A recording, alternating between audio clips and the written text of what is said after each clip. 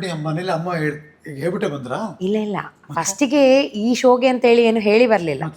ನಾನು ಅಣ್ಣನ ಮನೆಗೆ ಹೋಗ್ತೇನೆ. ಅವ್ರೇನು ಅಂದ್ಕೊಂಡ್ರು, ನಾನು ಇಂಜಿನಿಯರಿಂಗ್, ಅಣ್ಣ ಸಹ ಇಂಜಿನಿಯರ್ ಅಲ್ಲ, ಅವ್ನು ನನಗೆ ಕೆಲಸ ಹುಡುಕ್ಲಿಕ್ಕೆಲ್ಲ ಇವರಿಗೆ ಇವಳು ಎಷ್ಟು ಲೈಕ್ ಎಷ್ಟು ಇದಿದೆ, ಡೆಡಿಕೇಟೆಡ್ ಇದ್ದಾಳೆ, ಇಂಜಿನಿಯರಿಂಗ್ ಮುಗಿದ ತಕ್ಷಣ ಹೋಗಿದ್ದಾಳಲ್ಲ ಅಂತ. ನಾನು ಬಂದೆ, ಶೋಸ್ ಮಾಡ್ಲಿಕ್ಕೆ ಶುರು ಮಾಡಿದೆ. ನನಗೆ ಅಮ್ಮನಿಗೆ ಗೊತ್ತಾಗ್ಬೋದು ಅನ್ನೋ ಒಂದು ಇದಿರಲಿಲ್ಲ. ಶೋ ಅಲ್ಲಿ ಟಿವಿ ಒಂದು ನಿಮಿಷ ಟಿವಿಯಲ್ಲಿ ನೋಡಿ ಕಾಲ್ ಮಾಡಿದರು, ನೀನೆಂತ ಟಿ ವಿಯಲ್ಲಿ ಇದು ಮಾಡ್ತಿದ್ಯಾ? ನಾನು ಆಗ ಹೇಳಿದೆ, ನನಗೆ ಇನ್ನೊಂದು ಜಾಬ್ ಸಿಗೋವರೆಗೂ ನಾನು ಇದನ್ನು ಮಾಡ್ತೇನೆ ಅಂತೇಳಿ ತಪ್ಪಿಸ್ಕೊಂಡೆ. ಬಟ್ ನನಗೆ ಫಸ್ಟಿಗೆಲ್ಲ ಹೇಗಂದರೆ ಆ್ಯಕ್ಟಿಂಗ್ ಹೆಂಗೆ ಮಾಡ್ತಿದ್ದೇನೆ ಏನು, ಇನ್ನೊಂದೇನೆಂದರೆ ನನಗೆ ಕನ್ನಡ ಅಷ್ಟು ಓದಲಿಕ್ಕೆ ಬರೀಲಿಕ್ಕೆ ಬರ್ತಿರಲಿಲ್ಲ. ನನಗೆ 6th ಮಾತ್ರ, ಅಂದರೆ 3rd ಲ್ಯಾಂಗ್ವೇಜ್ ಕನ್ನಡ ಇದ್ದಿದ್ದು. ನನಗೆ ಈಗ ನೆನೆಸಿದ್ರೆ ಅದು I am not proud of it, but ಬರ್ತಿರಲಿಲ್ಲ. ಅಂದರೆ ಬರ್ತಿತ್ತು, ಈ ಒತ್ತಕ್ಷರ ಎಲ್ಲ ಇದೆಯಲ್ಲ, ಷ್ಟಾ ಟ್ರಾ ಇದೆಲ್ಲ ನನಗೆ ಬರ್ತಿರಲಿಲ್ಲ.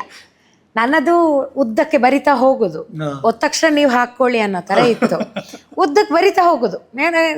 ಈಗ ನ್ಯೂಸಲ್ಲಿ ನೂಸು ಇರ್ತಿತ್ತು, ಯಾವತ್ತು ನೀವು ಹಾಕೊಬೇಕು, ಆ ಥರ ಇತ್ತು ನಂದು ಕನ್ನಡ.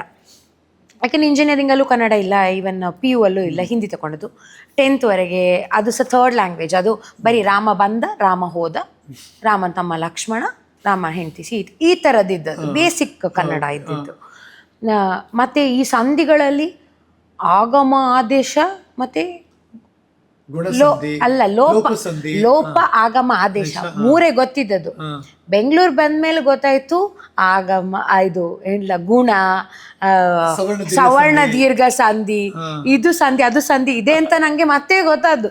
ಕನ್ನಡದಲ್ಲಿ ಇಷ್ಟು ಒತ್ತಕ್ಷರಗಳು ಇದೆ ಅಂತ ಅದು ಈಗ ಸಹ ಗೊತ್ತಿಲ್ಲ, ಅಷ್ಟೆಲ್ಲ ನನಗೆ ಗೊತ್ತಿಲ್ಲ.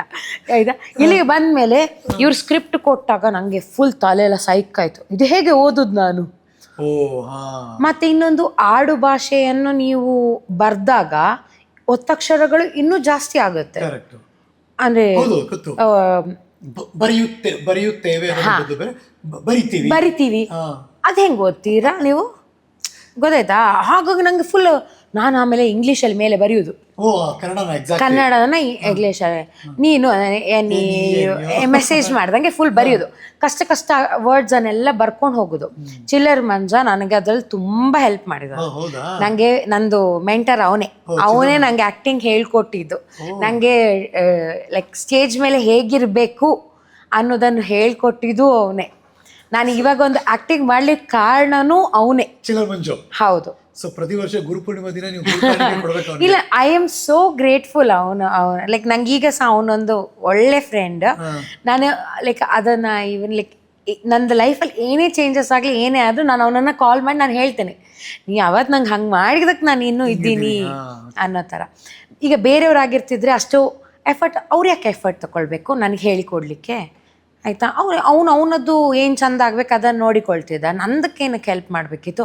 ಬಟ್ ಅವ್ನು ನನಗೆ ಫುಲ್ ಎಫರ್ಟ್ ಹಾಕಿ ಅವ್ನು ಹೇಳ್ಕೊಡ್ತಿದ್ದ, ನಾನು ಅವನ ಜೊತೆನೇ ಸ್ಕಿಟ್ಸ್ ಮಾಡ್ತಿದ್ದೆ. ಆ ನಂತರ ನನಗೆ ಆವಾಗ ಒಬ್ಬರು ದಿನೇಶ್ ಚಮ್ಮಳಿಗೆ ಅಂತ ಒಬ್ಬರು ಸರ್ ಇದ್ದರು.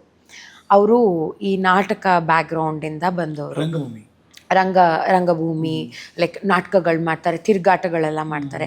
ನಂಗೆ ಆ ಕಾನ್ಸೆಪ್ಟ್ ಗೊತ್ತಾಗಿದ್ದು ಸಹ ಇಲ್ಲಿಗೆ ಬಂದ ಮೇಲೇ. ಅಂದರೆ ನಾವು ಊರಲ್ಲಿ ಚಿಕ್ಕ ಚಿಕ್ಕ ನಾಟಕಗಳು ಮಾಡ್ತಿದ್ವಿ ಬಿಟ್ಟರೆ, ಥಿಯೇಟರ್ ಇದಕ್ಕಿಷ್ಟು ಇಂಪಾರ್ಟೆನ್ಸ್ ಇದೆ, ಆ್ಯಕ್ಟಿಂಗ್ನ ಪ್ರೊಫೆಷನ್ ಆಗಿ ಚಿಕ್ಕ ವಯಸ್ಸಿಂದನೇ ಕಲ್ತ್ಕೊಂಡು ಬರ್ತಾರೆ, ಇದನ್ನು ಅವರೊಂದು ಅಷ್ಟು ಶ್ರದ್ಧೆಯಿಂದ ಮಾಡ್ತಾರೆ, ನಂಗೆ ಗೊತ್ತಿಲ್ಲ. ಅಂದರೆ ಈಗ ನಾನು ಬೇಕಾದ್ರೆ ಸುಳ್ಳು ಹೇಳ್ಬೋದು, ನನಗೆ ಗೊತ್ತಿತ್ತು, ನಾನು ಎಲ್ಲ ಗೊತ್ತಿದ್ದು ಇಲ್ಲ, ನನಗೆ ಎಂತ ಗೊತ್ತಿರಲಿಲ್ಲ. ಇಲ್ಲಿ ಬಂದ ಮೇಲೆ ಇದರದ್ದು ಇಷ್ಟು ಡೆಪ್ತ್ ಇದೆಯಾ ಇದಕ್ಕೆ ಅಂತ ಹೇಳಿ ಯಾಕೆ ನನ್ನ ಫಸ್ಟ್ ಶೋ ಅಲ್ಲಿ ನಂಗೆ ಅಂಥ ಒಂದು ಆ ಡೆಪ್ತನ್ನು ತಿಳಿಸಿಕೊಡೋರು ಸಹ ಯಾರೂ ಇರಲಿಲ್ಲ. ಬಟ್ ಈ ಶೋಗೆ ಬಂದಾಗ ಅವರೆಲ್ಲ ಆ ಆ್ಯಕ್ಟಿಂಗಿಗೆ, ಮೇಕಪ್ಪಿಗೆ ಕೊಡುವ ಒಂದು ಗೌರವ ಆಗಿರಲಿ, ಒಂದು ಈಗ ಮೇಕಪ್ ಹಾಕಿಸ್ಕೊಳ್ಳೋ ಮುಂಚೆ ಕಾಲು ಹಿಡಿದು ನಮಸ್ಕಾರ ಮಾಡ್ತಾರೆ, ಇದೆಲ್ಲ ನೋಡಿ ನನಗೆ ಅದೆಲ್ಲ ಹೊಸ್ತಲ್ವಾ, ನಂಗೆ ತುಂಬ ಖುಷಿಯಾಗಿತ್ತು.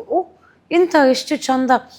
ಮತ್ತು ಹೇಳಿದ್ರು ಕೆಲವೊಂದು ಸರ್ತಿ, ಈಗ ನಾನು ದುಡ್ಡಿಗೆ ಅಂತ ಬಂದವಳು, ಆ್ಯಕ್ಟಿಂಗಿಗೆ ದುಡ್ಡಿಗೆ ಅಂತ ಬಂದವಳು, ಇವರೆಲ್ಲ ದುಡ್ಡು ಇಲ್ಲದಿದ್ದರೂ ನಾವು ಆ್ಯಕ್ಟ್ ಮಾಡ್ತೀವಿ ಅನ್ನೋ ಒಂದು ಆ ಒಂದು ಮನಸ್ಥಿತಿ ಇದೆಯಲ್ಲ ಅವ್ರದ್ದೆಲ್ಲ, ನನಗೆ ಶಾಕ್ ಆಯಿತು, ಹೇಗೆ ಸಾಧ್ಯ how are you so dedicated to acting ಇಷ್ಟು ಅಂತ.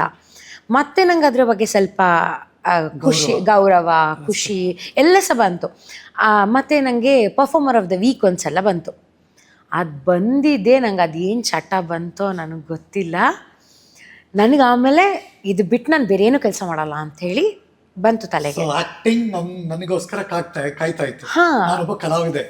ಅಂದರೆ ನಾನೇ ಹೋಗಿ ಕೊಡಿ ಅಂತಲ್ಲ, ಅದಾಗೆ ನನ್ನನ್ನು ಕರೆಸ್ಕೊಂತು. ಆ್ಯಕ್ಟಿಂಗ್ ನನ್ನನ್ನೇ ಬಾ, ನಾನು ಹಿಂಗೊಂದು ಅವಕಾಶ ಕೊಡ್ತೀನಿ ಅಂತ ಅವಕಾಶ ಕೊಟ್ಟು ನಾನು ಸ್ವಲ್ಪ ಅದನ್ನು ಕಲಿಯೋವರೆಗೂ ನಂಗೆ ಅವಕಾಶ ಕೊಡ್ತು. ಅದಾದಮೇಲೆ ಇಲ್ಲ, ನಂದು ಇದೇ ಪ್ಲೇಸ್. ನಾನು ಈ ಗ್ಯಾಪಲ್ಲಿ ಅಮ್ಮ ನೆನಪಾಗ್ಲಿಲ್ವಾ? ಅಮ್ಮ ಇಂಜಿನಿಯರಿಂಗ್ ಓದಿಸಿದ ನೆನಪಾಗ್ಲಿಲ್ವಾ? ಅಲ್ಲ, ಅದು ಹೇಗಂದ್ರೆ ಅಮ್ಮ ನೆನಪಾದ್ರೂ ಅವರು ಪ್ರತಿ ದಿನ ಬೈತಿದ್ರಲ್ಲ, ಅವಾಗ ನೆನಪಾದ್ರೂ ನೆನಪಿಸ್ಕೊಳ್ಳಿಕ್ಕೆ ಇಷ್ಟ ಆಗ್ತಿರ್ಲಿಲ್ಲ. ನೀನು ಇಂಜಿನಿಯರಿಂಗ್ ಓದಿ ನೀನು ಅಲ್ಲಿಗೆ ಹೋಗ್ತಿ, ಯಾಕಂದ್ರೆ ಅವ್ರಿಗೆ ಗೊತ್ತಿಲ್ಲ ಈಗ ಈ ಆ್ಯಕ್ಟಿಂಗಿದ್ದು ಲೈಕ್ ಅಂದರೆ ಆ ಒಂದು ಫೀಲ್ ಹೆಂಗಿರುತ್ತೆ ಅವ್ರಿಗೆ ಗೊತ್ತಿಲ್ಲ. ನನಗೆ ಇನ್ನೊಂದು ಏನಾಯಿತು ಗೊತ್ತುಂಟ, ನನಗೆ ಚಿಕ್ಕ ವಯಸ್ಸಲ್ಲಿ ಲಾಯರ್ ಆಗಬೇಕು ಅಂತ ಇತ್ತು. ಗೊತ್ತಿಲ್ಲ, ಮುಕ್ತ ಸೀರಿಯಲ್ ಅಪ್ಪ ನೋಡ್ತಿದ್ರಲ್ಲ, ನಂಗೆ ಆಗ ಅರ್ಥ ಅದು ಲಾಯರ್ ಕೂಡ, ಓ ನನ್ನ ಅಪ್ಪ ನೋಡ್ತಿದ್ದಾರೆ ಅಂದರೆ ಏನೋ ಒಂದು ಇರಬೇಕು, ನಾನು ಲಾಯರ್ ಆಗ್ತೇನೆ ಅಂತ. ಅದಾದಮೇಲೆ ಇನ್ನೊಂದು ಇದು ಸ್ವಲ್ಪ ದೊಡ್ಡಾದಾಗ ಲಾಯರ್ಗಿಂತ ದೊಡ್ಡದು ಜಡ್ಜ್, ನಾನು ಜಡ್ಜ್ ಆಗ್ತೀನಿ ಅಂತ ಹಂಗಿತ್ತು. ಸೊ ನಂದು ವರ್ಷ ಚೇಂಜ್ ಆಗಿದೆ. ಪೊಲೀಸ್ ಯಾರಾದರೂ ತುಂಬ impressive police like full super cops like ನೋಡಿದಾಗೆಲ್ಲ ಖುಷಿ ಅದ, ನಾನು ಪೊಲೀಸ್ ಆಗ್ತೇನೆ ಅಂತ. ಬಟ್ ಒಟ್ಟಾರೆ ನಾನು ಆ್ಯಕ್ಟರ್ ಆಗಿ ಇದೆಲ್ಲ ಅದೇ. ನಾನು ಹೈಯೆಸ್ಟ್ ಲೈಕ್ ಆ್ಯಕ್ಟಿಂಗಲ್ಲಿ ಹಾಕಿರೋದೇ ಪೊಲೀಸ್ ಯೂನಿಫಾರ್ಮ್. ಸೊ ಎಲ್ಲನೂ ನಂಗೆ ಲೈಕ್ ನಾನು ಲಾಯರ್ ಆದೆ, ಜಡ್ಜ್ ಆದೆ, ನಾನು ಟಿ ವಿ ಆ್ಯಂಕರ್, ನಿಮ್ಮದು ಕ್ಯಾರೆಕ್ಟರ್ ಆ್ಯಂಕರ್ ಆದೆ, ನಾನು ಯಾವ ಕ್ಯಾರೆಕ್ಟರ್ ಬೇಕಾದ್ರೂ ಮಾಡಲಿಕ್ಕೆ ನನಗೆ ಅದು ಸಿಗ್ತಾಯಿತ್ತು. ನಂಗೆ ಇದು ಹೆಂಗಾಯ್ತು ಅಂದರೆ ನಂದು ಚೈಲ್ಡ್ಹುಡಲ್ಲಿ ಅಂದ್ಕೊಂಡಿದ್ದೆಲ್ಲ ನಾನು ಮಾಡ್ತಾ ಇದ್ದೀನಿ ಅನ್ನೋ ಫೀಲ್. ಕನ್ವಿನ್ಸ್ ಮಾಡಲಿಲ್ಲ ಅವ್ರು. ನಾನು ಮದುವೆ ಆಗಬೇಕಾಯ್ತು ಅವ್ರು ಕನ್ವಿನ್ಸ್ ಆಗಲಿಕ್ಕೆ. ನಾನು ಕನ್ವಿನ್ಸೇ ಆಗಲಿಲ್ಲ. ಜಗಳ ಎವ್ರಿ ಡೇ ಜಗಳ. ನನ್ನ ಅಮ್ಮ ಮಾತು ಬಿಡೋರು, ಅಪ್ಪ ಮಾತು ಬಿಡೋರು, ಊರಿಗೆ ಹೋದ್ರೆ ನಿನ್ನನ್ನು ಹೋಗ್ಲಿಕ್ಕೆ ಬಿಡೋದಿಲ್ಲ ಅನ್ನೋರು. ಅವ್ರಿಗೆ ಸುತಾರಾಮ್ ನೀವು ಆಕ್ಟ್ ಮಾಡೋದು ಇಷ್ಟನೇ ಇಲ್ಲ, ಬರೋದು ಇಷ್ಟವೇ ಇಲ್ಲ. ನನ್ನ ಅಪ್ಪ ಅಮ್ಮ ನನ್ನ ಆ್ಯಕ್ಟಿಂಗ್ ನೋಡಲಿಕ್ಕೆ ಇಷ್ಟ ಇಲ್ಲ. ಅವರಿಗೆ ನನ್ನನ್ನು ಟಿ ವಿಲಿ ನೋಡ್ಲಿಕ್ಕೆ ಇಷ್ಟನೇ ಪಡ್ತಾ ಇರಲಿಲ್ಲ. ಅಂದರೆ ಹೆಂಗಂದರೆ ಇವಾಗ ನಮ್ಮದು ಮೆಡಿಕಲ್ ಶಾಪ್ ಇದೆ, ಲೈಕ್ 2 ಮೆಡಿಕಲ್ ಶಾಪ್ ಇದೆ. ಅಲ್ಲಿ ನನ್ನ ಅಪ್ಪ ಅಮ್ಮ ಇದ್ದಾಗ ಅಲ್ಲಿ ಬಂದು ಹೇಳೋರು, ನಿಮ್ಮ ಮಗಳೆಂತ ಅಲ್ಲಿ ಹೋಗಿ ಇದು ಮಾಡೋದು, ನಿಮ್ಮದು ಆರಾಮಾಗಿ ಬಿಸ್ನೆಸ್ ಎಲ್ಲ ನೋಡಿಕೊಂಡಿರ್ಬೋದಲ್ಲ, ನೀವು ಯಾಕೆ ಅವಳನ್ನು ಅಲ್ಲಿಗೆಲ್ಲ ಕಳಿಸಿದ್ದು ಅಂತ. ಇನ್ನೊಂದು ನಮ್ಮದು ಊರ ಕಡೆ ಒಂದು ಸ್ವಲ್ಪ ಹಳ್ಳಿ, ಅಲ್ಲಿ ಈಗ ಸಹ ಹೇಗೆ ಉಂಟಂದರೆ ಲೈಕ್ ತಪ್ಪು ದಾರಿಯಲ್ಲಿರುವವರು ಆ್ಯಕ್ಟಿಂಗಿಗೆ ಹೋಗ್ತಾರೆ ಅಂತ. ಓದಿದವರು ಯಾರೂ ಆ್ಯಕ್ಟಿಂಗಿಗೆ ಹೋಗುದಿಲ್ಲ, ಅದೊಂದು ಪ್ರೊಫೆಷನ್ ಅಲ್ಲ ಅಂತ ನಂಬಿಕೆ. ಅವರದ್ದು ಥಾಟ್ ಹಾಗೆ. ನನಗೆ ಅವರಿಗೆ ಕನ್ವಿನ್ಸ್ ಮಾಡೋದು ಹೇಗೆ, ನೀವು ಹೇಗೆ ಕನ್ವಿನ್ಸ್ ಮಾಡ್ತೀರಿ? ಯಾಕಂದರೆ ನಾನು ಕನ್ವಿನ್ಸ್ ಮಾಡಲಿಕ್ಕೇನೆ, ನನಗೆ ಈ ಆ್ಯಕ್ಟಿಂಗ್ ಏನು ಅಂತ ಅರ್ಥ ಆಗಲಿಕ್ಕೇ ನಾನು ಬೆಂಗಳೂರಿಗೆ ಬಂದು ಅದರಲ್ಲಿ ತಿಂಗಳನ್ಗಟ್ಲೆ ಇದ್ದ ಮೇಲೆ ನನಗೆ ಗೊತ್ತಾಗಿದ್ದು. ನಾನು ಅವರಿಗೆ ಕನ್ವಿನ್ಸ್ ಮಾಡ್ಬೇಕಂದ್ರೆ ಅವ್ರು ಇಲ್ಲಿಗೆ ಬಂದು ಅದನ್ನು ಅನುಭವಿಸಬೇಕು. ಅದು ಇಲ್ಲಾಂದರೆ ನೀವು ಬಾಯಲ್ಲಿ ಹೇಳಿದಾಗ ಆಚೆಯವರಿಗೆ ಕನ್ವಿನ್ಸ್ ಮಾಡ್ಲಿಕ್ಕೆ ಆಗೋದಿಲ್ಲ. ಸೊ ನನಗಾಯಿತು, ನನಗೆ ಇವರನ್ನು ಕನ್ವಿನ್ಸ್ ಅಂತೂ ಮಾಡ್ಲಿಕ್ಕೆ ಆಗೋದಿಲ್ಲ, ಅಟ್ಲೀಸ್ಟ್ ಕನ್ಫ್ಯೂಸ್ ಮಾಡಿ ಆದರೂ ನಾನು ನನ್ನ ಕೆಲಸ ಮುಂದುವರಿಸ್ಕೊಂಡು ಹೋಗ್ತೀನಿ. ನಿಮ್ಮ ಡಿಸಿಷನ್ ಪಕ್ಕ ಇತ್ತು? ನಾನು ಫುಲ್ ಲೈಕ್ ಪಕ್ಕ ಆಗಿದ್ದೆ. ನಾನು ಆರ್ಟಿಸ್ಟ್, ನಾನು ಪಕ್ಕ ಆಗಿದ್ದೆ, ನಾ ಮಾಡಲ್ಲ ಅಂಥೇಳಿ ನಾನು ಫುಲ್ ಕನ್ಫರ್ಮ್ ಆಗಿದ್ದೆ. ಲೈಕ್ ನನ್ನ ತಲೆಯಲ್ಲಿ ಓಕೆ ಇಲ್ಲ, ನಾನು ಏನೋ ಇದ್ರೆ ಈಗ ನಾನು ಮನೇಲೆಲ್ಲ ಎಗೇನ್ಸ್ಟ್ ಹಾಕಿ ಆಯಿತು. ನಾನಂತೂ ಮಾಸ್ಟರ್ಸ್ ಅಂತೂ ಮಾಡ್ಲಿಕ್ಕೆ ನಾನು ಹೋಗಲಿಲ್ಲ, ನಾನು ಇಂಜಿನಿಯರಿಂಗ್ ಕೆಲಸನೂ ಮಾಡ್ತಿಲ್ಲ. ನಂಗೆ ಇದರಲ್ಲಿ ಖುಷಿ ಸಿಗ್ತಿದೆ. ಎವ್ರಿ ಟೈಮ್ ನಾನು ಸ್ಟೇಜ್ಗೆ ಹತ್ತಾಗ ನನಗೆ ಅಡ್ರಿನಲಿನ್ ರಶ್ ಆಗ್ತದೆ, ಲೈಕ್ ಅದೊಂದು ಖುಷಿ ಇದೆ ಗೊತ್ತಾ. ಮೇಕಪ್ ಹಾಕಿದಾಗ ಒಂದು ಖುಷಿ, ಆ ಖುಷಿ ಸಿಕ್ತಿತ್ತು ನನಗೆ. ಆ ಖುಷಿ ನನಗೆ ಈ ಬೈಗಳೆಲ್ಲ like every day, like breakfast, lunch, dinner ಒಂದು ಬೈಗಳ ಕಾಮನ್ ಹಾಗೆ ಆಗಿತ್ತು. ಬೈಗಳಂದ್ರೇನು ನಾರ್ಮಲ್ ಬೈಗಳ ಅನ್ಕೊಳ್ಬೇಡಿ, ಹೆವಿ ಡೀಪ್ ಬೈಗಳ. ಅಪ್ಪ ಅಷ್ಟು ಮಾಡ್ತಿರ್ಲಿಲ್ಲ, ಅಮ್ಮ ಸರ್ರಿ ಬೈತಿದ್ರು. ಅವ್ರಿಗೇನಂದ್ರೆ ನನ್ನ ಮಗಳ ಹತ್ರ ಇಷ್ಟು ಟ್ಯಾಲೆಂಟ್ ಇದೆ, ಇಷ್ಟು ಓದಿದ್ದಾಳೆ, ಯಾಕೆ ವೇಸ್ಟ್ ಮಾಡ್ತಿದ್ದಾಳೆ, ಈ ಯಾರು ಮಕ್ಕಳು ಅವರಿಗೆ ಅರ್ಥ ಆಗ್ತಿಲ್ಲಲ್ಲ, ಅದಕ್ಕೆ ಅವರು ಶಿ ವಾಸ್ ಲೈಕ್ ಇಲ್ಲ ಅವ್ರು ಹೇಗಾದರೂ ನನ್ನನ್ನು ಕನ್ವಿನ್ಸ್ ಮಾಡ್ತೀನಿ ಅಂತ ಅವರು, ನನ್ನ ಅಮ್ಮನನ್ನು ನಾನು ಕನ್ವಿನ್ಸ್ ಮಾಡ್ತೀನಿ ಅಂತ ನಾನು, ಯಾಕಂದ್ರೆ ನಾನು ಅವ್ರದ್ದೇ ಮಗಳಲ್ಲ. ಸೇಮ್ ಕೊನೆಗೆ ಗೆದ್ದಿದ್ಯಾರು ಅಂತ ಕೇಳಿ ನಾನೇ. ಹಾಗೆ ಒಂದಷ್ಟು ತಿಂಗಳು ನಡೀತಾ, ತಿಂಗಳಲ್ಲ 10 ವರ್ಷ ನಾನು ಜಗಳನೇ ಆಡಿದ್ದು. ನಾನು ಆಕ್ಟಿಂಗಿಗೆ ಬಂದು 10 ವರ್ಷ ಆಯ್ತು. ಯಾ ಈ ಹೋರಾಟ ಎಸ್ ಎಸ್ ಇಷ್ಟು ವರ್ಷ ಅಮ್ಮ ನೀನ್ ಕೆಲಸ ಮಾಡು, ನೀ ಕೆಲಸ ಮಾಡು, ನೀ ಕೆಲಸ ಮಾಡು, ಎಸ್ ಇಲ್ಲ ಆಕ್ಟ್ ಮಾಡ್ತೀನಿ ಮನೆಗೆ ಸೇರ್ಸಲ್ಲ. ಆಮೇಲೆ ಅವ್ರಿಗೆ ಇನ್ನೊಂದು ಬಂತು, ಇವಳು ಆಕ್ಟಿಂಗ್ ಮಾಡ್ತಾ, ಇನ್ನೊಂದು ಅವರಿಗೆ ಪ್ರಾಬ್ಲಮ್ ಅದೇನಂದ್ರೆ ನಾನು ಆಕ್ಟಿಂಗ್ ಮಾಡ್ತಿದ್ದರಿಂದ ನನಗೆ ಹುಡುಗ ಸಿಗ್ತಿರ್ಲಿಲ್ಲ. ಮದುವೆಗೆ ಅಪ್ಪ ಅಮ್ಮ ಮದುವೆಗೆ ಹುಡುಗ ಹುಡುಕುವಾಗ ನಂಗೆ ಹುಡುಗ ಸಿಗ್ತಿರ್ಲಿಲ್ಲ. ಇವಳು ಆಕ್ಟಿಂಗ್ ಮಾಡ್ತಿದ್ದಾಳೆ, ನಮ್ಗೆ ಬೇಡ ಅಂತ. ನಾವಿವಾಗ ಇದ್ದಾರೆ, ಆದ್ರೆ ಈಗ ನಾನು ಕೊಂಕಣಿ ಬ್ರಾಹ್ಮಣ್ ಕಮ್ಯುನಿಟಿಗೆ ಬರ್ತೇನೆ. ಅರೇಂಜ್ ಮ್ಯಾರೇಜಿಗೆ ಹೋಗಿರೋದು. ಅರೇಂಜ್ ಮ್ಯಾರೇಜಲ್ಲಿ ಅವ್ರು ನೋಡುವಾಗ ನನ್ನ ಅಪ್ಪ ಅಮ್ಮ ಎಂತ ಫೇಕ್ ಮಾಡ್ತಿದ್ರು ಅಂದರೆ, ನಾನು ಏನು ಕೆಲಸ ಮಾಡೋದು ಅಂತ ಹಾಕ್ತಿರ್ಲಿಲ್ಲ, ಇಂಜಿನಿಯರ್ ಅಂತ ಕಳಿಸ್ತಾ ಇದ್ರು, ಮೆಕ್ಯಾನಿಕಲ್ ಇಂಜಿನಿಯರ್ ಅಂತ ಕಳಿಸ್ತಾ ಇದ್ರು. ಸೊ ಅವ್ರೇನು ಅನ್ಕೊಂತೀವಿ, ಇವಳು ಇಂಜಿನಿಯರ್ ಅಂತ ಬಂದು ಮಾತಾಡ್ತಿದ್ರು. ನಾನು ಫಸ್ಟ್ 4 ಸೆಂಟೆನ್ಸಲ್ಲೇ ನಾನು ಹೇಳಿ ಆಗಿರ್ತಿತ್ತು ನಾನು ಲೈಕ್ ಆ್ಯಕ್ಟಿಂಗ್ ಮಾಡ್ತಿರೋದು ಅಂತ. ಅರ್ಧ ಜನ ನನ್ನ ನೋಡಿರ್ತಿದ್ರು, ಇನ್ನರ್ಧ ಜನ ನೋಡೋದವ್ರು ಅಂದರೆ ಲೈಕ್ ನಮ್ಮದು ಕಮ್ಯುನಿಟಿಯವ್ರು ಹೆಚ್ಚಿನವ್ರು ಗೋವಾ, ಮುಂಬೈ ಈ ಕಡೆಯವ್ರು ಇರ್ತಿದ್ರು. ಅವರಿಗೆ ನಾನೇ ಹೇಳ್ತಿದ್ದೆ, ಇಲ್ಲ ನಾನು ಆ್ಯಕ್ಟಿಂಗ್ ಮಾಡೋದು, ನಾನು ಎಲ್ಲಿಗೆ ಬರೋದಿಲ್ಲ, ನಾನು ಬೆಂಗಳೂರು ಬಿಟ್ಟು ಎಲ್ಲಿಗೆ ಬರೋದಿಲ್ಲ ಅಂತ. ಅವರೆಲ್ಲ ನಾನು ಫಾರಿನ್ಗೆ ಶಿಫ್ಟ್ ಆಗುವಂಥ ಸಂಬಂಧ, ಇಲ್ಲ ಬೇರೆ ಊರಿಗೆ ಶಿಫ್ಟ್ ಆಗುವಂಥ ಸಂಬಂಧವೇ ನೋಡ್ತಾ ಇದ್ರು. ನಾನು ಈ ಬೆಂಗಳೂರಿಂದ ಆಚೆ ತೆಗಿಬೇಕು ನಿಮ್ಮನ್ನ. ಬೆಂಗಳೂರಿಂದ ಆಚೆ ಹೋದ್ರೆ ಕನ್ನಡ ಇಂಡಸ್ಟ್ರಿ ಇರೋದು ಬೆಂಗಳೂರಲ್ಲೇ ಅಲ್ಲ, ಈ ಬೆಂಗಳೂರಿಂದ ತೆಗೆದ್ರೆ ಇವಳು ಹೆಂಗೆ ಆ್ಯಕ್ಟಿಂಗ್ ಮಾಡ್ತಾಳೆ ಅಂತ ನಾ ಫಿಕ್ಸ್ ಆಗಿದೆ. ಇಲ್ಲ ನಾನು ಆ್ಯಕ್ಟಿಂಗೇ ಮಾಡೋದು. ನಾನು ಬಂದ ಎಷ್ಟು ಹುಡುಗರ ನೋಡಿದಂದ್ರೆ 300+ ಹುಡುಗರು ನೋಡಿದ್ದೆ. ನಂಗೆ ಹುಡುಗರ ನೋಡಿ ಅಂದ್ರೆ ಕೆಲವು ಮೀಟ್ ಆಗಿದ್ದು ಒಂದಷ್ಟು ಜನ. 300 ಪ್ರೊಫೈಲ್ ನೀವು ನೋಡಿದ್ದು? ಅಂದ್ರೆ ಹುಡುಗ ಯಾರು ಅಂತ? ಅರ್ಧ ಜನ ನನ್ನನ್ನು ರಿಜೆಕ್ಟ್ ಮಾಡಿದ್ರು, ಇನ್ನರ್ಧ ಜನ ನಾನು ರಿಜೆಕ್ಟ್ ಮಾಡಿದೆ. ಮತ್ತೆ ಎಲ್ಲ ಸ್ವಲ್ಪ ಓಕೆ ಆಗಿ ಈ ತರ ಕೂತ್ಕೊಂಡು ಮಾತಾಡ್ಲಿಕ್ಕೆ ಬಂದವರು, ಇವಳು ಎಷ್ಟು ಮಾತಾಡ್ತಾಳಲ್ಲ, ನಾನ್ ಸ್ಟಾಪಿಂಗ್ ಎಷ್ಟು ಮಾತಾಡ್ತಾಳ ಅಂತ ಅರ್ಧ ಜನ. ಮತ್ತೆ ಕೆಲವೊಮ್ಮೆ ಅಬ್ಬಾ ಕೆಲವು ಹುಡುಗರು ಚಂದ ಇರ್ತಿದ್ರು, ಪ್ರೊಫೈಲ್ ಚೆನ್ನಾಗಿರ್ತಿತ್ತು, ಬೆಂಗಳೂರವ್ರೇ ಇರ್ತಿದ್ರು. ಅವಾಗ ನಾನೇನು ಮಾಡುವೆ, ಫಸ್ಟ್ ಒಂದು ಅರ್ಧ ಗಂಟೆ ಬಾಯಿ ಮುಚ್ಕೊಂಡು ಹಿಂಗೆ ಕೂತ್ಕೊಳ್ಳೆ. ಮತ್ತೆ ಅರ್ಧ ಗಂಟೆ ಆಗೋ ಒಳಗಡೆ ನಂದು ಮನಸ್ಸಲ್ಲೇ ನಾನು ಮಾತಾಡ್ತಿದ್ದೆ, ಹಿಂಗಲ್ಲ ಅಂತೇಳಿ ಒಳಗಡೆ ಥಾಟ್ಸ್ ಓಡ್ತಾ ಇರ್ತಿತ್ತು, ಅದಾಗ ಹೇಳೋದೇ ಆಗ್ತಿರ್ಲಿಲ್ಲ. ಆಮೇಲೆ ಎಲ್ಲ ಆದ್ಮೇಲೆ ನಾನೇ ಹೇಳುವೆ, ನಾನು ಹಿಂಗಿಲ್ಲ ಆಯಿತಾ, ನಂಗೆ ಇಷ್ಟು ಕಮ್ಮಿ ಮಾತಾಡ್ಲಿಕ್ಕೆ ನಂಗೆ ಆಗೋದಿಲ್ಲ ಆಯಿತಾ, ನಂದು ಹಿಂಗೆ ಆಯಿತಾ, ನಂದು ಇದು ಕತೆ ಹಿಂಗೆ, ನಾನು ಇಷ್ಟು ಹುಡುಗರು ನೋಡಿದೆ, ನಾನು ಇದರಲ್ಲಿ ಕೆಲಸ ಮಾಡ್ತಾಯಿದ್ದೆ, ನಂಗೆ ಇದರಲ್ಲೇ ಕೆಲಸ ಮಾಡಬೇಕು, ನಂಗೆ ಸುಳ್ಳು ಹೇಳಿಕ್ಕೆ ಬರೋದಿಲ್ಲ ಅಂತ ಹೇಳಿ ಎಲ್ಲ ಹೇಳುವೆ ನಾನು ಎಲ್ಲ.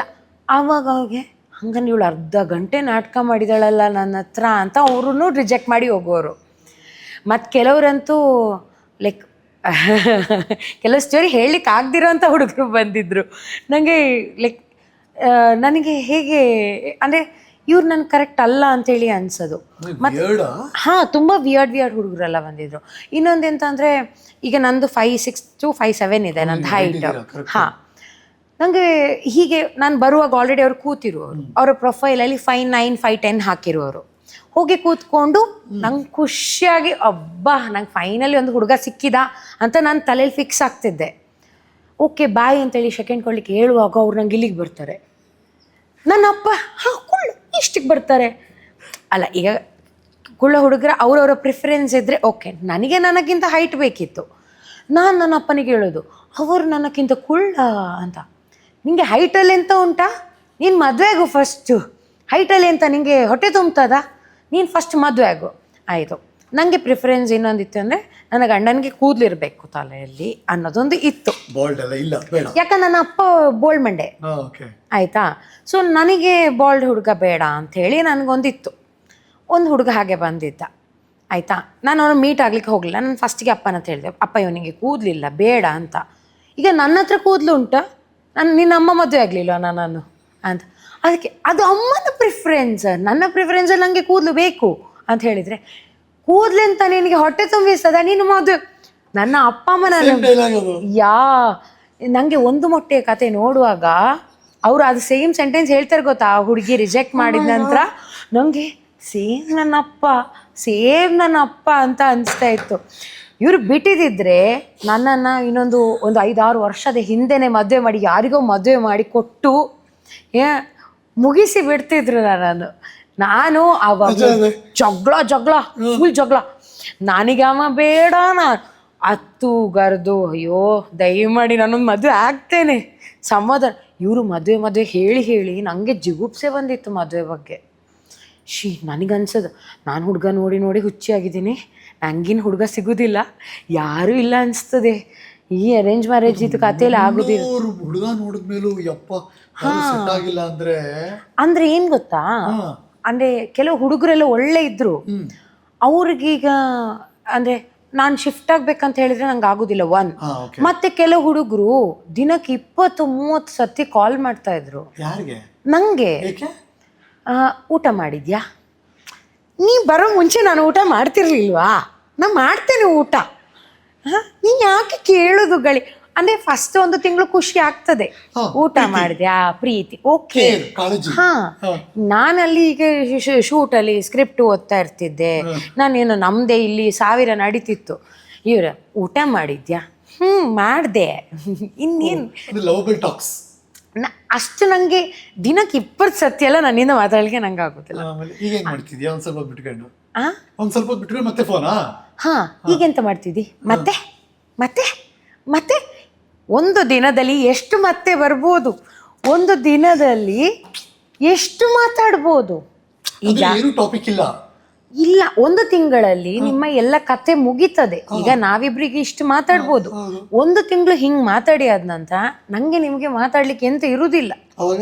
ಅವಾಗ ಮತ್ತೆ ಹೇಳು, ಮತ್ತೆ ಹೇಳು, ಏನ್ ಹೇಳಿ ನಾನು, ಏನು ಅಷ್ಟೇ ಮುಗೀತು, ಅದಕ್ಕೆ ಎಂತ ಇಲ್ಲ ಅಂತ ಅವ್ರಿಗೆ ಅನ್ಸೋದು. ಇವಳು ಲೈಕ್ ಮೊದ್ಲು ಇಂಟ್ರೆಸ್ಟ್ ಇತ್ತು ಇವಳಿಗೆ, ಈಗ ಇಂಟ್ರೆಸ್ಟ್ ಇಲ್ಲ ಅಂತ. ನಾನು ಫಸ್ಟಿಗೆ ಹೇಳುವೆ, ಸ್ವಲ್ಪ ಸ್ಲೋ ಆಗಿ ಮಾತಾಡೋಣ, ಸ್ವಲ್ಪ ಅಂದ್ರೆ ಸ್ವಲ್ಪ ಮಾತಾಡೋಣ. ಮತ್ತೆ ನಂಗೆ ಅಷ್ಟು ಮಾಡ್ಲಿಕ್ಕೆ ನಂಗೆ ಬರುದಿಲ್ಲ. ಅಯ್ಯೋ ನಂದು ಎಲ್ಲ ನೀನೇ ನಂದು ಮಾಡ್ಲಿಕ್ಕೆ ನಂಗೆ ಬರುದಿಲ್ಲ, ಅಂದ್ರೆ ಫಸ್ಟಿಗೆ ಬರುದಿಲ್ಲ. ನಂಗೆ ಅದು ಒಳಗಿಂದ ಫೀಲ್ ಆಗ್ಬೇಕು. ನಂಗೆ ಫಸ್ಟಿಗೆ ನೀನೇ ನಂದು, ಎಲ್ಲ ನೀನೇ ನಂದು, ಕಣ್ಣು ಮೂಗು ಬಾಯಿ ಇಲ್ಲ, ನಂಗೆ ಅಷ್ಟು ಬೇಗ ಬರುದಿಲ್ಲ. ಅರೇಂಜ್ ಮ್ಯಾರೇಜ್ ಆಯ್ತು, ರಾತ್ರಿ 12 ಗಂಟೆಗೆ ಕಾಲ್ ಮಾಡಿ ಮಾತಾಡುವಂಥದ್ದು ಏನಿದೆ ಹೇಳಿ ನನಗೆ. ನಾನು ನನ್ನ ಅಪ್ಪನ ಹತ್ರ ಕೇಳ್ತೇನೆ, ರಾತ್ರಿ 12 ಗಂಟೆಗೆ ನನಗೆ ಅವ್ನು ಕಾಲ್ ಮಾಡ್ತಾನೆ, ಎಂತ ಇದೆ, ನಿದ್ದೆ ಮಾಡಿದವಳನ್ನ ಎಬ್ಸಿ ನೀವು. ನಾನೇನು ಎಮರ್ಜೆನ್ಸಿ ಅನ್ಕೊಂಡು ನಾನು ಕಾಲ್ ಯಾವ ಹೊತ್ತಲ್ಲೂ ತೆಗಿತೀನಿ. ಬಟ್ ನಂಗೆ ಯೂಶಲಿ ಮಾಡೋರು ಎಮರ್ಜೆನ್ಸಿ ಕಾಲ್ ಮಾಡ್ತಾರೆ. ಅಲ್ಲ ಮತ್ತೆ ಊಟ ಮಾಡಿದ್ಯಾ 12 ಗಂಟೆವರೆಗೆ ಊಟ ಮಾಡಿ ಇರ್ಲಿಕ್ಕೆ ನಂಗೇನು ಕಾಯಿಲೆವಾ, ನಾನು ಊಟ ಮಾಡಿರ್ತೇನೆ ಆಯ್ತಾ. ಆ ನಂತರ ಆಯ್ತು ಸರಿ, ನನಗೆ ಮಲಗಿದ್ದೆ, ಆಯ್ತು ನಾನು ನಾಳೆ ಬೆಳಿಗ್ಗೆ ಮಾಡ್ತೇನೆ, ಗುಡ್ ನೈಟ್ ಅಂತ ಹೇಳಿದ ನಂತರ ಸರಿ ಗುಡ್ ನೈಟ್. ಅಷ್ಟರಲ್ಲಿ ಅವ್ರಿಗೇನೋ ಒಂದು ಕತೆ ನೆನಪಾಗೋದು, ನಾಳೆ ಬೆಳಿಗ್ಗೆ ನನಗೆ 7 ಗಂಟೆಗೆ ಹೇಳಲಿಕ್ಕಿದೆ. ಹೌದಾ, ಆಯ್ತಾಯ್ತು, ಸರಿ. ಮತ್ತೆ ಏನು ಮತ್ತೆ ಫಸ್ಟಿಗೆ ಒಂದು 10 ದಿನ ಮತ್ತೆ ಓಕೆ ಇತ್ತು. ಮತ್ತು ನಂಗೆ ಮತ್ತೆ ಇರಿಟೇಟ್ ಆಯಿತು. ಮತ್ತು ನಾನು ನನ್ನ ಅಪ್ಪನ ಹತ್ರ ಹೇಳಿದೆ, ಪ್ಲೀಸ್ ಅವರಿಗೆ ಕಾಲ್ ಮಾಡಿ ಜಾತಕ ಮ್ಯಾಚ್ ಆಗ್ತಿಲ್ಲ ಅಂತ ಹೇಳಿ, ಪ್ಲೀಸ್ ಮ್ಯಾಚ್ ನನಗೆ ಆಗ್ತಿಲ್ಲ ಮತ್ತೆ ಹೇಳಿ. ನನ್ನ ಅಪ್ಪ, ನಿನಗೆಂತದ ಇನ್ನು ಮೇಲೆ, ಇನ್ನು ದೇವರು ಇನ್ನು ಕೆತ್ತಿಸಿ ಕಳಿಸ್ಬೇಕಷ್ಟೇ, ನೀನೇನು ದೊಡ್ಡ ಇವಳ ಹೀರೋಯಿನ, ನೀನು ದೊಡ್ಡ, ನಿನಗೆ ಬೇಕಾದಾಗೆಲ್ಲ ಆಗೋದಿಲ್ಲ, ಒಂದೊಂದು ಚೂರು ಅಡ್ಜಸ್ಟ್ಮೆಂಟ್ ಇರಬೇಕು. ಮತ್ತೆ ಕೆಲವರು ಎಷ್ಟು ಬೋರಿಂಗ್ ಇದ್ರು ಅಂದ್ರೆ, ಅಂದ್ರೆ ಫಸ್ಟ್ ಮೀಟಲ್ಲೇ ಏನು ಮಾತಾಡ್ತಾ ಇರಲಿಲ್ಲ. ಅಂದರೆ ಹಿಂಗೆ ಕೂತ್ಕೊಂಡು ನಾನು ನಂದು ಇಂಟ್ರೊಡಕ್ಷನ್ ಎಲ್ಲ ಕೊಡ್ಬೋದು, ಮಾತಾಡ್ಬೋದು ಅಟ್ಲೀಸ್ಟ್. ಹೌದು, ಇಂಟ್ರೆಸ್ಟ್ ತೋರಿಸಿದ್ರೆ ಎಂತ ಇಲ್ಲ. ಏನು ಅನ್ಕೊಳ್ಳೋಣ, ನೆಕ್ಸ್ಟ್ ಏನು ಹೇಳಿ ನಾನು, ಆಚೆ ಓಕೆ ನೈಸ್ ಕಾಫಿ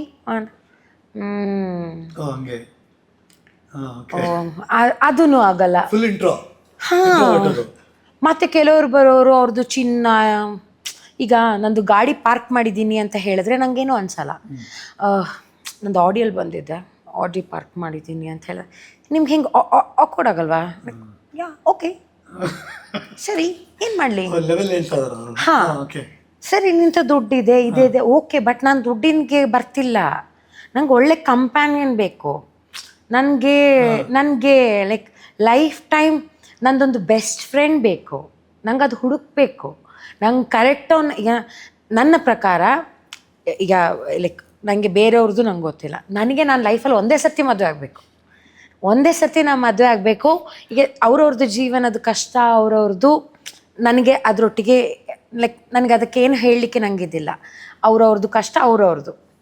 ಬಟ್ ನನಗೆ ಫಸ್ಟಿಂದನೇ ಇರೋದು ನಾನು ಒಂದೇ ಮದುವೆ ಆಗಬೇಕು, ನನ್ನ ಗಂಡನೊಟ್ಟಿಗೆ ನಾನು ಒಳ್ಳೆ ಖುಷಿಯಲ್ಲಿರಬೇಕು, ನನ್ನ ಗಂಡನೇ ನನ್ನ ಬೆಸ್ಟ್ ಫ್ರೆಂಡ್ ಆಗಿರಬೇಕು, ನನಗೆ ಊರವ್ರದ್ದು ಮತ್ತು ಏನು ಚಿಂತೆನೇ ಇರಬಾರ್ದು. That is the only thought I have. ನಂಗೆ ಅದಕ್ಕೊಂದು ಮ್ಯಾಚೇ ಆಗ್ತಾ ಇಲ್ಲ. 300 ಜನರು ಯಾರೂ ಮ್ಯಾಚ್ ಆಗಿಲ್ಲ. ಇಲ್ಲ ನನಗೆ ಅದೇ ನೋಡಿದ ಸೆನ್ಸ್ ಸ್ವಲ್ಪ ಜನ ಮೀಟಿಂಗ್, ಸ್ವಲ್ಪ ಜನ ಪ್ರೊಫೈಲ್, ಲಾಸ್ಟ್ಗೆ ಬ್ರೋಕರ್ ನನ್ನ ಫೋನೇ ಎತ್ತುತ್ತಿರಲಿಲ್ಲ. ನಾನು ಅವರಿಗೆ ಎಷ್ಟು ಕೊಟ್ಟರು ಯಾವುದು ಒಪ್ಪಲ್ಲ ಇವರಿಗೆ ಅಂತ. ಹಾಂ ಅವರಿಗೆ ಅಂದರೆ ಅವರಿಗೊಂದು ಸಂಬಂಧ ಸೆಟ್ ಆದಮೇಲೆ ಅಲ್ಲ ಅವರಿಗೆ ಬ್ರೋಕರೇಜ್ ಹೋಗೋದು. ಇವರಿಗೆ ಬ್ರೋಕರೇಜ್ ಹೋಗೋ ಪ್ಲಾನೇ ಇಲ್ಲ. ಇವ್ರೇನು ಅನ್ಕೊಂಡ್ರು ನಾನು ಮದುವೆ ಆಗ್ಲಿಕ್ಕೆ ಇಷ್ಟ ಇಲ್ಲದೆ ನಾನು ಹೀಗೆ ಪೋಸ್ಟ್ಪೋನ್ ಮಾಡ್ತಿರೋದು ಅಂತೇಳಿ. ಇನ್ನೊಂದೇನಂದರೆ ನಾನು ಇದೇ ಹೇಳಿದರೆ ಜನ ಹೇಗೆ ತಗೊಳ್ತಾರೆ ನಂಗೆ ಗೊತ್ತಿಲ್ಲ. ಎಕ್ಸ್ಕ್ಲೂಸಿವ್ ಅಂತಲ್ಲ, ನಂದು ಮ್ಯಾಟ್ರಿಮೋನಿ ಪ್ರೊಫೈಲ್ ನಾನೇ ಮ್ಯಾಟ್ರಿಮೋನಿಯಲ್ಲಿ ಹಾಕಿದ್ದೆ. ಓಕೆ, ಅಪ್ಪ ಅಮ್ಮನಿಗೆ ಹೇಳಲಿಲ್ಲ, ಬಿಕಾಸ್ ನನಗೆ ಇವರದು ತಲುಪ್ತಿಲ್ಲಲ್ಲ, ಯಾರು ಸಿಗ್ತಿಲ್ಲ. ಹಾಂ, ಅಮ್ಮನ ನಂಬರಲ್ಲಿ ನನ್ನದೇ ನಂಬರ್ ನಾನು ಹಾಕಿದ್ದೆ. ಅಂದ್ರೆ ನಮ್ದಿಗೆ ಹುಡುಗಿ ಹಾಕಿ ನಮ್ದು ಡೀಟೇಲ್ಸ್ ಹಾಕ್ತೇವೆ, ಅದು ಹಾಕಿ ಆದ ನಂತರ ಪೇರೆಂಟ್ಸ್ ನಂಬರ್ ಅಂತ ಒಂದು ಅಮ್ಮನ ನಂಬರ್ ಬದಲು ನನ್ನದೇ ನಂಬರ್ ನಾನು ಹಾಕಿದ್ದೆ. ಕೆಲವರು ಹುಡುಗರ ಅಮ್ಮ ನನಗೆ ಕಾಲ್ ಮಾಡಿ ಇದು ನಾವು ಪ್ರೊಫೈಲ್ ನೋಡಿದ್ವಿ ಅಂತ. ಆಗ ನಾನು ನನ್ನ ಅಮ್ಮನ ತರ ಮಾತಾಡೋದು, ಹಾ ಹೇಳಿ ಅಂತ ಮಾತಾಡೋದು. ಅದಾದ್ಮೇಲೆ ನಾನು ಅವಳ ಹತ್ರ ಮಾಡ್ಲಿಕ್ಕೆ ಹೇಳ್ತೇನೆ ನಿಮಗೆ ಕಾಲು ಅಂತೆಲ್ಲ ಹೇಳಿ, ಹಾ ಹೇಳಿ ಕಟ್ ಮಾಡಿ ಇನ್ನೊಂದು ನಂಬರಿಂದ ನಂದು ಆಂಟಿ ನಾನು ಹಿಂಗೆ ಅಂತ ಮಾಡುವೆ. ಯಾಕಂದ್ರೆ ನನಗೆ ಇನ್ನೊಂದೇನಂದ್ರೆ ಇನ್ನೂ ಸ್ವಲ್ಪ ರಿಜೆಕ್ಟ್ ಆಗ್ಲಿಕ್ಕೆ ಕಾರಣ ಏನ್ ಗೊತ್ತಾ, ನನ್ನ ಅಪ್ಪನಿಗೆ ನಾನು ಹೇಗಿದ್ರೆ ಸಹ ಚಂದ. ನಂದೊಂದು ಫೋಟೋ ಅವರು ಒಂದು 4-5 ಪ್ರೊಫೈಲಿಗೆ ಹೇಗೆ ಕಳಿಸಿದ್ದಾರೆ ಅಂದರೆ, ನನ್ನ ಅಪ್ಪನಿಗೆ ಕೇಳ್ತಾರಲ್ಲ ಈಗ ಹೀಗೆ ನೀವು ಮಗಳು ಇದ್ದಾಳೆ ಅಂತಲ್ಲ, ನಿಮ್ದು ಅವ್ರದ್ದೊಂದು ಫೋಟೋ ಕಳಿಸ್ತೀರಾ ಅಂತೇಳಿ ಕೇಳುವಾಗ ನಾನು ನಾಯಿಯೊಟ್ಟಿಗೆ ಹೀಗೆ ಆಡಿಕೊಂಡು ಮನೆಯ ಡ್ರೆಸ್ಸಲ್ಲಿ ಅಂತ ನೋಡ್ತಿದ್ದೇನೆ. ಅದೊಂದು ವಿಯರ್ಡ್ ಫೋಟೋ ಇತ್ತು, ಅದನ್ನು ಕಳಿಸಿದ್ದಾರೆ. ಯಾಕಂದ್ರೆ ಅವ್ರ ಹತ್ರ ಬೇರೆಯವರ ಫೋನಲ್ಲಿ ಯಾವ್ದು ನನ್ನ ಫೋಟೋ ಇರಲಿಲ್ಲ. ನನ್ನ ಹತ್ರ ಕೇಳಿದರೆ ನಾನು ಕಳಿಸ್ಬೇಡ ಅಂತ ಹೇಳ್ತೀನೋ ಏನೋ ಅಂತ ಅವ್ರು ಆ ಫೋಟೋನು ಕಳಿಸಿದ್ದಾರೆ. ಒಂದಿನ ನನ್ನ ಅಪ್ಪಂದು ವಾಟ್ಸಪ್ ಚೆಕ್ ಮಾಡುವಾಗ ನಾನು ಕೇಳಿದೆ, ಈ ಫೋಟೋ ಕಳಿಸಿದ, ಇದು ಅಲ್ಲಿಂದ ಎಷ್ಟೆಲ್ಲ ಜನಕ್ಕೆ ಹೋಗಿರಬಹುದು ಅಂತೇಳಿ ನನಗೆ ಟೆನ್ಷನ್ ಆಯಿತು. ಸ್ವಲ್ಪ ರಿಜೆಕ್ಟ್ ಆಗಿದೆ ಅದಕ್ಕೆ ಸರ್. ಹಾಗೆ ಫೈನಲಿ ಮತ್ತೆ ಒಂದು ಹುಡುಗ ಸಿಕ್ಕಿದ್ದು ನನಗೆ.